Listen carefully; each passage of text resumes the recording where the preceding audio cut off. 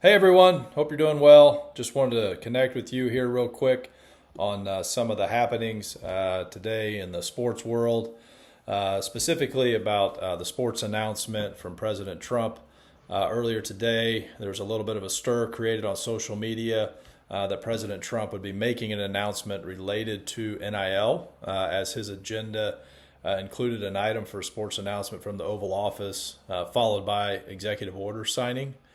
This speculation was created in part by his recent time spent at the University of Alabama.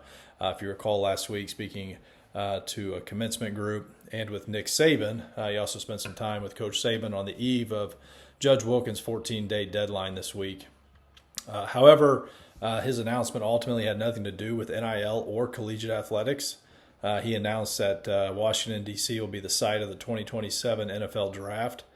This announcement following the news that the Washington Commanders will have a new stadium on the site of the old RFK Stadium. So once again, federal policymakers are not demonstrating an urgent interest in legislating collegiate sports, despite spending significant time and resources lobbying the federal government since 2021. Congress has only promised to explore the issue, and at times they've held some hearings. So this turns the microscope back to Judge Wilkins' mandate for the NCAA to develop a plan to grandfather roster limits, or she will deny the House settlement. Why is this significant? Well, at the end of the 2025 academic year, this spring, 4 seasons of competition will have been completed since interim policy for NIL went into effect.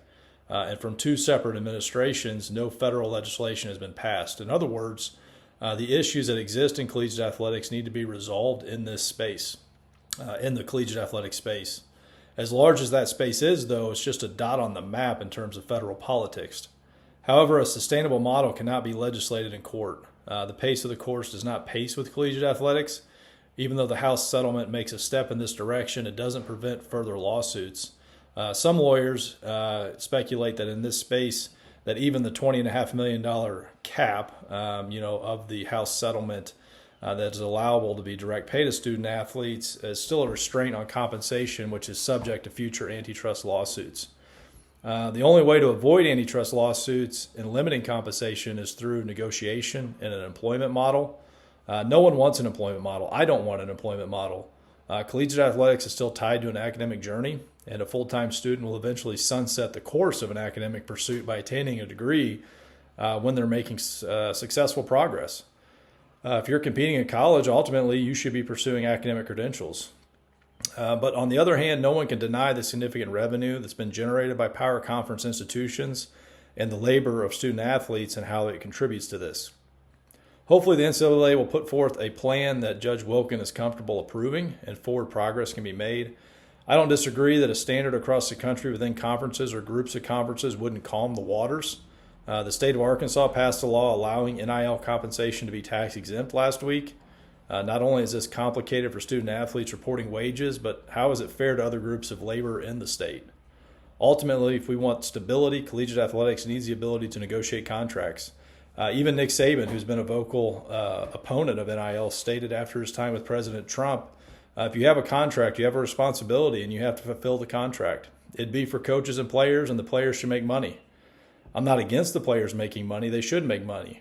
But they should have a contract and a responsibility to fill, just like a coach does. And there's some penalty if you leave a team and have a contract, just like most coaches have buyouts and pay them if they leave. I think the NCAA is afraid of lawsuits that need some legal protection from litigation to get this fixed. I couldn't agree more with this, and I've been saying it for some time. Call it collective bargaining, call it a negotiated agreement, call it whatever it needs to be called. But the NCAA, the collegiate athletic space, needs to request an exemption from employee status to enter into negotiations with student athletes, so there is an ability for contracts to be negotiated between representatives of student athletes and institutions.